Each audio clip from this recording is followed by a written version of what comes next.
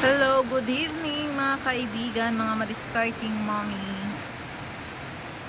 Bibigay lang po ako ng mga konting payo sa ating mga nanay na nasa bahay. Sa ganitong pagkakataon po na hindi na po tumitigil ang ulan dito sa amin po sa Camarines Norte. Napakahirap po sa isang nanay mag-budget.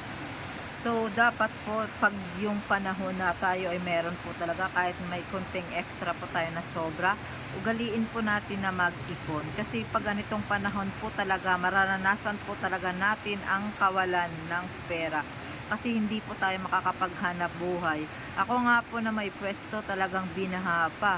So kahit paano po, namumroblema po ako ng aking pang araw-araw pa rin po na pangangailangan kasi hindi naman po libre ang aming pwesto kahit hindi po kami mag-operate.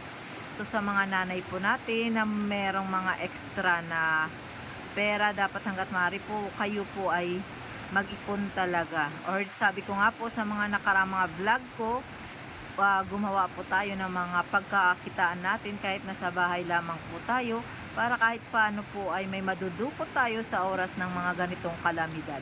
Di man po makapagtrabaho yung ating asawa, tayo po mismo na mga asawang babae na nasa bahay lamang po ay merong ipon. So kung inyo pong mapapansin, talagang tinutok ko po sa aming, ayan po, sa labas lang po yan ng aming bahay. Talagang yan po, sobrang lakas po talaga ng ulan. Bali pang 4 days na po, na tuloy-tuloy ang ulan dito sa amin sa Camarines Norte. Wala rin po kaming tubig, kaya tubig ulan po yung aming ginagamit sa paghuhugas, sa pagliligo. Yan po mga mami.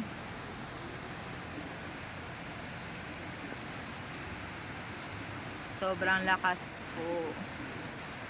Ingat-ingat po. Good night and God bless.